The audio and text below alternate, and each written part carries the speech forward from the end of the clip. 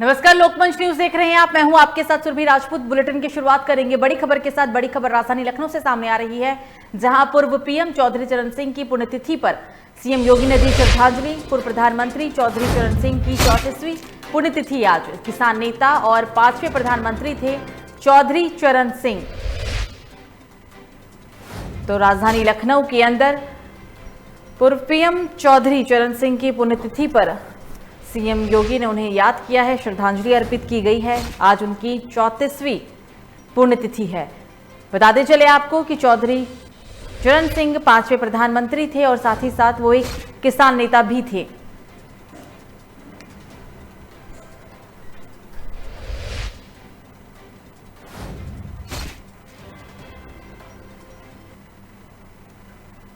तो अलीगढ़ में जहरीली शराब मामले में मध्यरात्रि के बाद मौतों का सिलसिला लगातार जारी है। आपको बता दें कि रात 3 बजे तक मृतकों की संख्या 25 तक पहुंच गई थी, जिसका आधिकारिक अपडेट जारी कर दिया गया और शासन को इस संबंध में रिपोर्ट भी भेजी गई। अधिकांश शवों के पोस्टमार्टम हो चुके हैं, जबकि कुछ शव पोस्टमार्टम की कतार में अभी भी हैं।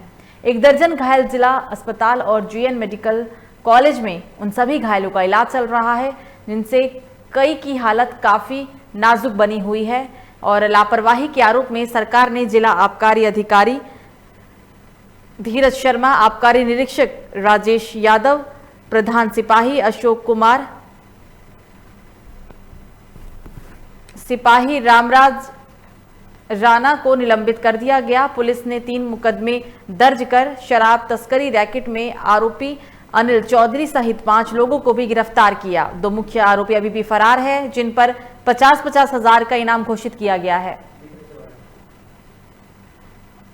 और इस खबर पर ज्यादा जानकारी के लिए हमारे साथ फोन लाइन पे हमारे संवाददाता मोहित जुड़ गए हैं। मोहित, 5 लोगों की इस पूरे मामले में गिरफ्तारी हुई है। अभी भी 2 जो मुख्य आरोपी हैं वो फरार है, जिनके ऊपर इनाम घोषित किया गया है 50-50 हजार का। कब तक गिरफ्तारी होगी? क्या अभी तक कोई अपडेट है इसको लेकर आपके पास? देखिए, मैं बिल्कुल आपको बता दूं कि अलीगढ़ में जहरीली शराब का कहर एक बार फिर देखने को मिल रहा है। जो मौतों का आंकड़ा है वो लगातार बढ़ता जा रहा है। हालांकि 22 मौतों का अभी तक पोस्टमार्टम हो चुका है। लगभग 13-14 मौतें अभी भी पोस्टमार्टम हाउस में सब रखे हुए, जिनका भी पोस्टमार्टम होने का लगातार इंतजार है। हालांकि बता दें, कल से जहरीली शराब के कारण तमाम लोग बीमार हुए थे। बीमार होने के बाद में मौतों का सिलसिला, जो बीमार लोगों का सिलसिला जो मौतों में बदल गया। हालांकि कल पूरा प्रशासन मौके पर मौजूद आया। एडीजी राजीव कृष्ण मौके पर आए थे। हालांकि ठेका संचालक सहित 5 लोगों को तो गिरफ्तार कर लिया गया है। अभी भी जो 2 मेन आरोपी हैं वो अभी तक फरार चल रहे हैं, जिन पर पुलिस ने 50-50 हजार रुपए का इनाम घोषित कर दिया है। हालांकि बता दें, आबकारी विभाग जो जिला आबकारी अधिकारी है धीरज शर्मा, उनके अलावा जो उनकी क्षेत्र के इंस्पेक्टर, साथ में 3 कांस्टेबल, यानी कि 5 लोगों के खिलाफ आबकारी विभाग के खिलाफ भी कड़ी कार्रवाई की गई। क्योंकि लगातार जब शराब का मामला चलने में आया तो इनकी के मुख्य योगी आदित्यनाथ लगातार सख्त होते हुए नजर आए। उन्होंने साफ तौर से यही आदेश दिया कि जो लोग भी इसमें दोषी हैं उनके खिलाफ एनएसी की कार्रवाई की है। यही कारण है कि अलीगढ़ पुलिस भी लगातार इन दोषियों को पकड़ने में 6 टीमें बना दी गई हैं और 6 टीमों की मेहनत कहीं न कहीं साफ तौर पर रंग लाई है, जिसमें ठेका मालिक सहित 6 लोगों को गिरफ्तार कर लिया है। 2 जो अभी आरोपी हैं वो अभी भी फरार चल रहे हैं, जिन पर 50-50 हजार रुपए का पुलिस के द्वारा इनाम घोषित भी कर दिया गया है। और लेकिन अभी तक जो बात करें जहरीली शराब का, अभी तक मौतों का आंकड़ा थमने का नाम मिलेगा। अलीगढ़ शहर में विभिन्न जगहों से लगातार समय आते जा रहे हैं, जिनका पोस्टमार्टम होता रहा है। पोस्टमार्टम ऐसी भीड़ इसके अलावा अब तक कभी देखने को नहीं मिली। लेकिन निश्चित रूप से कहा जाता है कि योगी आदित्यनाथ अभी फिलहाल इस मामले को अपनी पैनी निगाह बनाए हुए हैं। यही कारण है कि आबकारी विभाग के 5 अधिकारियों को सस्पेंड कर दिया गया, जो फरार मिलजुल है उन पर भी 50-50 हजार रुपए का नाम। बिल्कुल मोहित, तमाम जानकारी के लिए आपका शुक्रिया।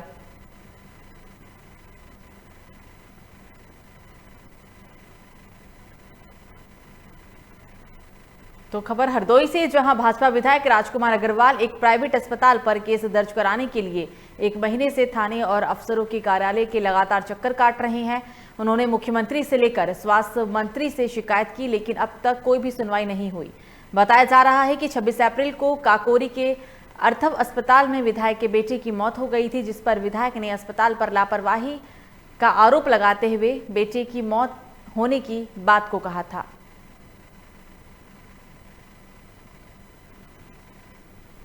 तो अस्पताल की लापरवाही की वजह से विधायक के बेटे की जान गई।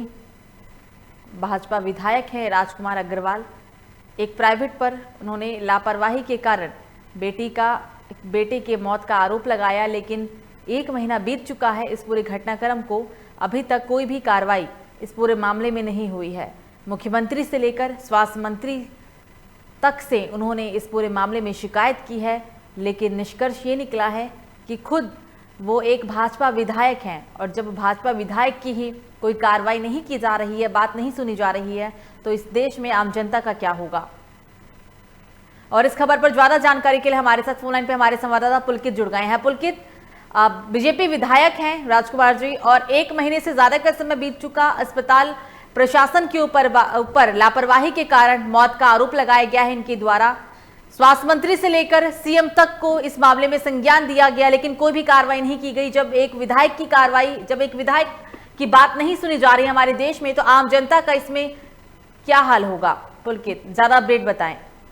जी देखिए, ये जो है संडीला से भाजपा विधायक हैं राजकुमार अग्रवाल। तो इनके 30 वर्षीय बेटा जो था कोरोना पॉजिटिव हुआ था, जिसके बाद इसको लखनऊ के एक निजी अस्पताल में भर्ती कराया गया था, जहां उसकी मौत हो गई थी। तो उसकी मौत के बाद विधायक जी ने अस्पताल प्रशासन पर लापरवाही का आरोप लगाते हुए FIR दर्ज करानी चाहिए, मगर वहां उनकी नहीं सुनी गई, जिसको लेकर उन्होंने तमाम आला अधिकारी सीएम तक को पत्र लिखा, मगर फिर भी उनकी जो है FIR दर्ज नहीं हुई है। कार्रवाई कब तक होगी? प्रशासन का क्या कहना है इस पूरे मामले में? पुलकित, जी देखिए, आपको बताना चाहेंगे कि ये मामला जो है काकोरी का है, लखनऊ के काकोरी का है। तो वहाँ काकोरी थाना प्रभारी जब इस बाबत बात हुई, तो उन्होंने ये बताया कि उन्होंने अभी हाल ही में जो है चार्ज संभाला। इससे पहले के जो थाना अध्यक्ष थे, ये उनके द्वारा खत्म किया गया है। उन्होंने जो है विधायक जी से पुनः तहरीर देने की अपील की है। उन्होंने कहा कि अगर तहरीर पुनः मिलती है तो उस पर कार्रवाई की जाएगी। बिल्कुल पुलकित, तमाम जानकारी के लिए आपका शुक्रिया। मेरे बेटे आशीष कुमार अग्रवाल की 26/4 को मौत हो गई थी। इसमें डॉक्टरों की और अस्पताल की लापरवाही के कारण मौत हुई, और मैंने उसी दिन उसकी सूचना संबंधित थाने को काकोरी को दिया, और उन्होंने रिपोर्ट नहीं लिखी। मौत का कारण अस्पताल में ताला लगना, ऑक्सीजन न पहुंचना, मेरी ऑक्सीजन लेना नहीं, डॉक्टरों की मारपीट। उस दिन उसी अस्पताल में 7 मौतें हुई।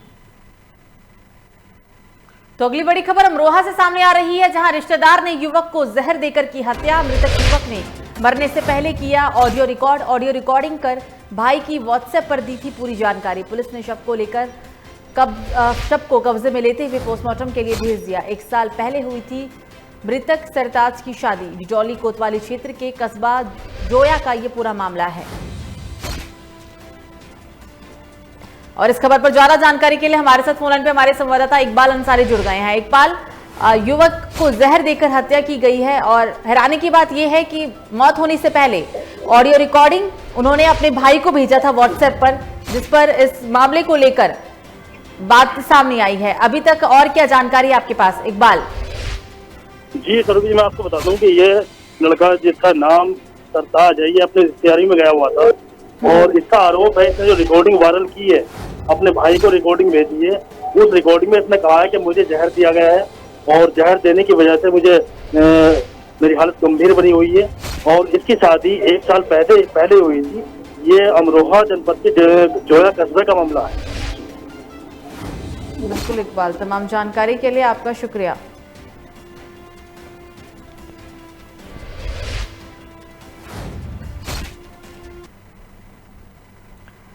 तो खबर फर्रुखाबाद से, जहां महिला के जेठ ने महिला का गला काटकर उसको मौत के घाट उतार दिया, जिसमें बताया जा रहा है कि जेठ महिला को आए दिन परेशान किया करता था, जिसके चलते कुछ अनबन हुई और किसी विवाद को लेकर ही महिला की गला रेतकर हत्या कर दी गई। पुलिस ने इस मामले में अपनी कार्रवाई शुरू कर दी है। पुलिस ने हत्या के मामले में जेठ को भी हिरासत में ले लिया है, जहां पुलिस जेठ से पूछताछ कर रही है।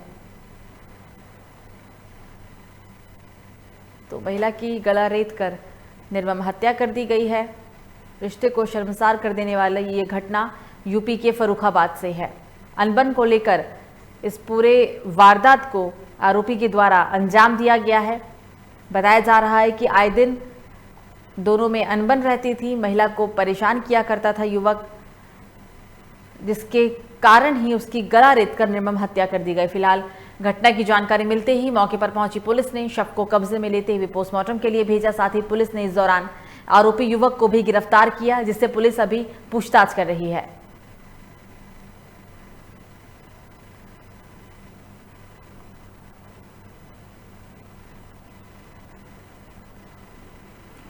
और इस खबर पर ज्यादा जानकारी के लिए हमारे साथ फोन लाइन पे हमारे संवाददाता आमोद तिवारी जुड़ गए हैं। आमोद, रिश्ते को शर्मसार कर देने वाला ये पूरा मामला यूपी के फर्रुखाबाद से जेठ ने अपने ही बहू की हत्या कर दी। हत्या के पीछे की वजह क्या है? अनबन को लेकर हालांकि खबरें आई है, मेन वजह बताएं आमोद।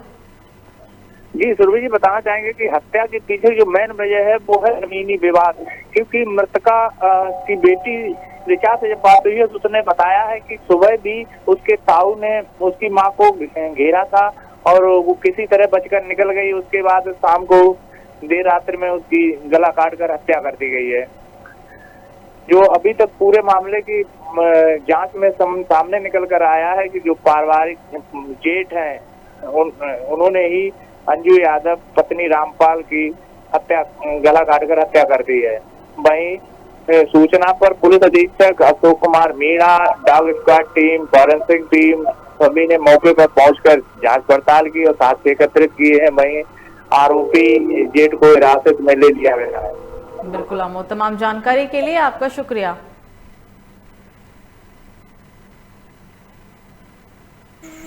वो लोग धमकी देते थे, घर पे आते थे धमकी देते थे, हम लोगों को भी धमकी देते थे, अंदर घुसाते थे मारने के लिए, पीटने के लिए।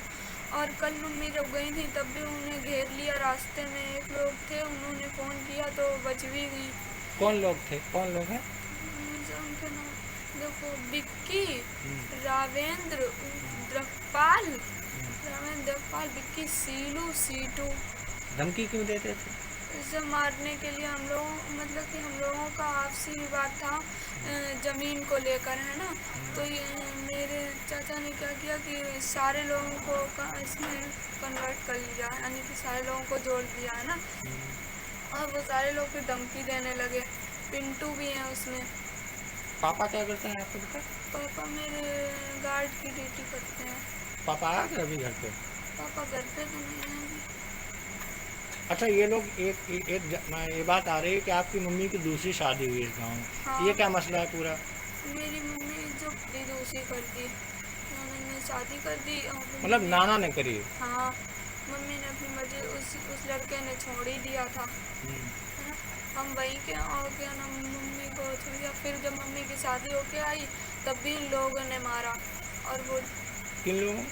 मेरे चाचा ने, और जो उनके चूनर थे उस पर अभी भी खून लगा हुआ है। कर दी गई है। क्या पूरा मसला रहा है? किस तरीके से हत्या की घटना को अंजाम दिया गया है? ये थाना फतेहगढ़ क्षेत्र के अंतर्गत 8:30 बजे सूचना मिली थी कि जो रमपुरा गांव है राजा नगला के स्कूल का मोड़, उसके पास में एक महिला की बीएड करके हत्या कर दी गई है। उसी के संबंध में तुरंत से मौके पर पहुँचकर जो क्राइम सीन उसको सिक्योर किया गया तथा इसके बारे में पता चला कि जो क्राइम सस्पेक्ट इनका जेठ है दिग्पाल, जिसको अरेस्ट किया गया है और उससे इंट्रोगेट भी किया गया है। तो उसने बताया है कि जो दिग्पाल इनके जेठ है उनका इनके जो अंजू यादव है, जो कि इनके छोटे भाई की वाइफ है, इनके साथ और इनके घर वालों के साथ इनकी 102 बीघा ज़मीन है, उसके संबंध में भी वाद विवाद रहता था और इनके बीच में आपस में कहासुनी होती रहती थी। आज भी जैसा उसने बताया कि इनके बीच में कहासुनी थी, जिससे उसने अपने तरबूज के खेत से जो छुरी थी उससे उसका गला काट के उसकी हत्या कर दी। और जो दिग्पाल मुख्य अभियुक्त है इसका, उसकी निशानदेही पर वो छुरी बरामद कर ली गई और उसमें जो तहरीर मिलेगी उसके आधार पर मुकदमा दर्ज कर आगे की वैधानिक कार्रवाई की जाएगी। सर, इसमें सबसे बड़ी बात निकल के आ रही है कि महिला के जो बच्चे हैं वो ये बता रहे हैं कि इनकी शादी अभी कुछ दिन पहले हुई थी, कुछ साल पहले हुई थी इसी गांव में। अच्छा, सेकंड मैरिज थी क्या? उस हत्या को भी, मतलब उस तरीके के भी पहलू को ध्यान रखा जाएगा क्या? इस पहलू पर भी जांच की जाएगी। अभी ये इन्वेस्टिगेशन का पार्ट है। अगर इन्वेस्टिगेशन से कोई बात आती है तो उसकी भी ग्रामीणों के अनुसार इनकी सेकंड मैरिज थी। उस पहलू पर ध्यान दिया जाएगा। ये इन्वेस्टिगेशन तो बिजनौर से अगली बड़ी खबर, चाचा और भतीजे की गई हत्या। मुख्य हत्या आरोपी 50,000 के इनामी को पुलिस ने किया है गिरफ्तार। एसओजी की टीम ने विवेक को मेरठ से पकड़ा। 9 मई की सुबह हुआ था डबल मर्डर। थाना कोतवाली शहर बिजनौर के ढोकलपुर इलाके का ये पूरा मामला है।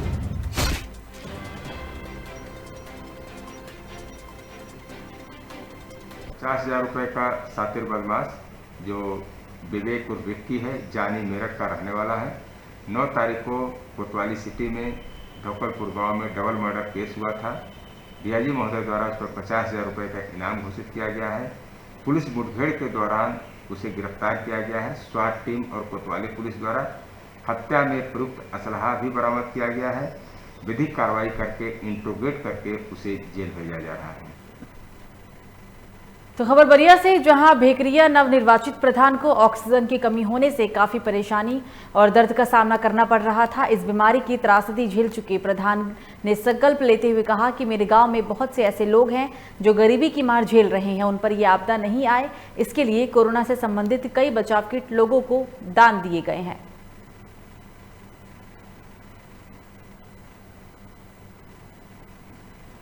दिन ये मतगणना हुई, उस दिन शाम को मेरी तबीयत बहुत खराब हो गई और मैं आईसीयू में लखनऊ सीधे डॉक्टर ने रेफर किया और वहाँ पैसों की कोई गिनती तो थी नहीं।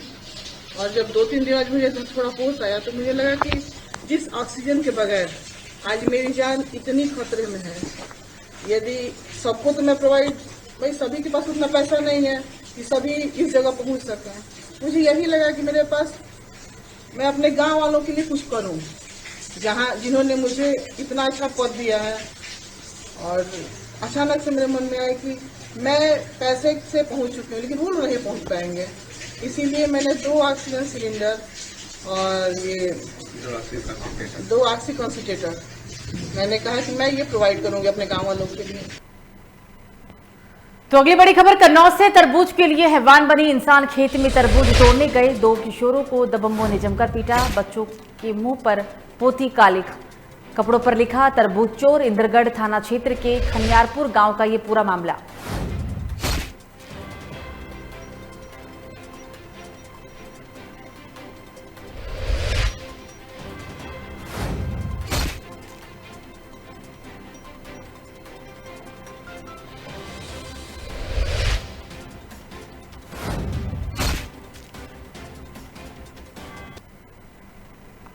तो कोरोना वैक्सीन को लेकर प्रधान और कोटेदार समर्थक आमने सामने आ गए हैं। ताजा मामला भोगनीपुर तहसील क्षेत्र के असुवापुर गांव का है, जहां जमकर दोनों पक्षों की तरफ से ईंट पत्थर चले हैं। बताया जा रहा है कि कई राउंड फायरिंग होने की भी इस पूरे घटनाक्रम में सामने आई है। इस विवाद में करीब आधा दर्जन लोग घायल हो गए। बता दें आपको कि गांव में हो रहे वैक्सीनेशन कार्य में वैक्सीन लगवाने के दौरान ये पूरा बवाल हुआ था। वैक्सीनेशन करने गई टीम और कर्मचारी ने जैसे तैसे भागकर अपनी जान बचाई। घटना की जानकारी मिलते ही मौके पर पहुंची पुलिस ने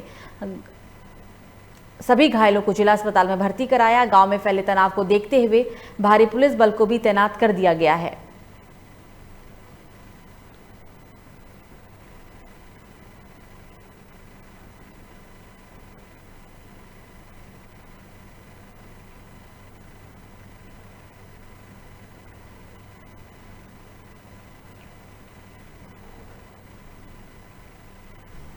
थाना भोगनीपुर क्षेत्र के असुआपुर गांव में आज दोपहर बाद 2 पक्षों में पूर्व विवाद को लेकर के आपस में मारपीट हुई, जिसमें दोनों पक्षों की तरफ से 4-5 लोगों के खिलाफ मुकदमा पंजीकृत कराया गया है संबंधित धाराओं में, और मुकदमे के बाद अग्रिम विधिक कार्रवाई की। तो सीतापुर से अगली बड़ी खबर, तेज आंधी में उड़ा शादी का पंडाल। करंट लगने से 4 बारातियों की हुई मौत। जिला सीतापुर के हनुमानपुर गांव का ये पूरा मामला है। तो करंट लगने के कारण 4 बारातियों की मौत हो गई। शादी के घर में अचानक मातम छा गया। तेज आंधी के चलते शादी का पंडाल उड़ गया और इसकी वजह से करंट लगने के कारण 4 बारातियों की मौत हो गई है। पूरा मामला ये सीतापुर जिले के हनुमानपुर गांव का है।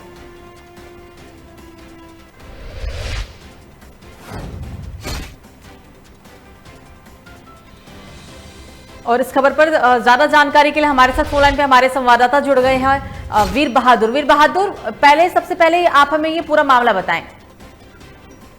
जी सुरभि, आपको बता दूं ये पूरा मामला जनपद सीतापुर के कमलापुर थाना क्षेत्र के हनुमानपुर गांव का मामला है। करीब 11 बजे ये शादी में जो कार्यक्रम था उसमें तेज हवाई और इसका जो शादी का पंडाल था वो हवा में अचानक उड़ा। इसका एक पिलर जो है वो 11,000 पड़ोस से ही 11,000 लाइन निकली हुई थी जिसमें छू गया।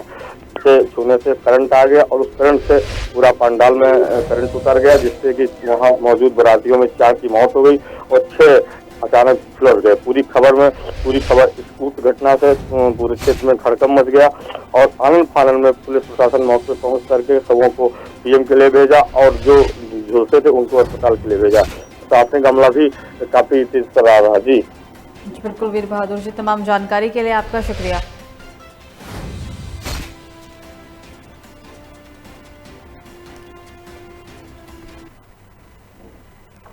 तो खबर आगरा से, जहां वार्ड नंबर 13 वाल्मीकि बस्ती में क्षेत्रीय पार्षद की लापरवाही सामने आई है, जिसमें वाल्मीकि बस्ती में सालों से नाला अव्यवस्था में पड़ा हुआ है, जिससे घर से छोटे छोटे बच्चों को नाले में गिर जाने का डर लगा रहता है। लेकिन नगर निगम इन सब बातों को सालों से ही नजरअंदाज करता रहा है और शिकायत करने के बाद भी कोई भी कार्रवाई नहीं की जाती है, जिससे लोगों को काफी परेशानियों का सामना करना पड़ता है।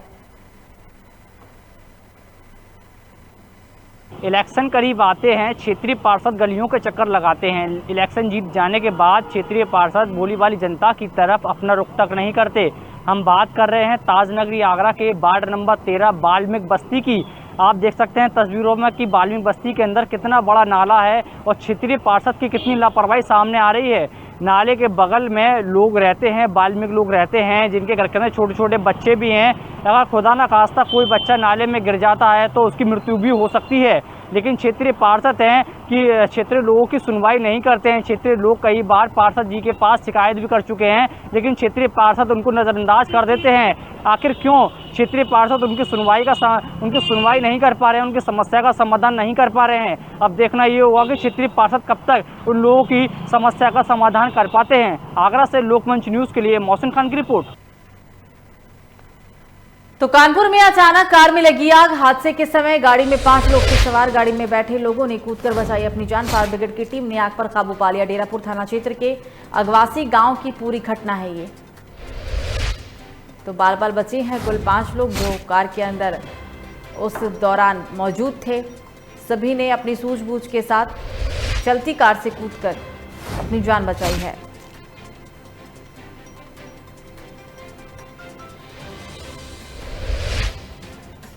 कानपुर की पूरी घटना है। अचानक कार आग का गोला बन गई। हादसे के समय उस गाड़ी में 5 लोग मौजूद थे। गाड़ी में बैठे लोगों ने कूदकर अपनी जान बचाई है। हालांकि इस घटना के बाद फायर ब्रिगेड के कर्मचारियों ने आग पर काबू पा लिया।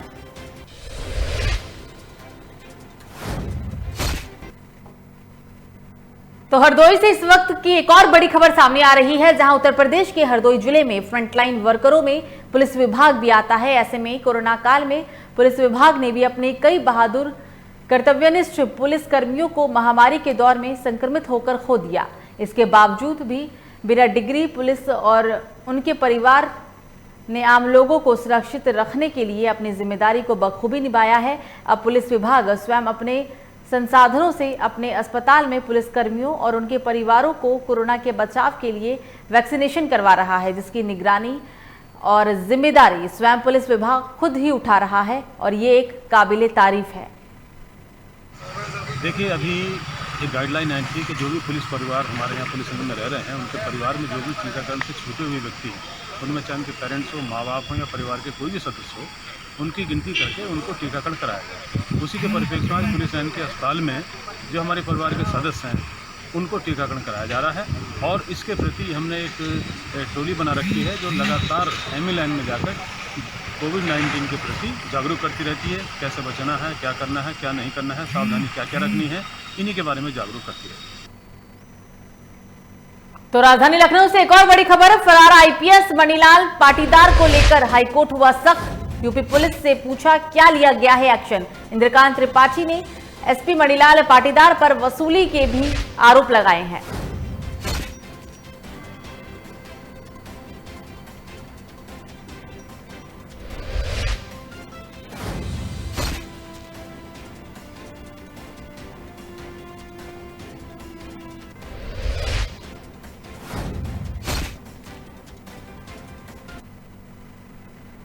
तो फिलहाल बुलेटिन में मुझे दीजिए इजाजत। लोकमंच न्यूज पर खबरों का सिलसिला जारी रहेगा। नमस्कार।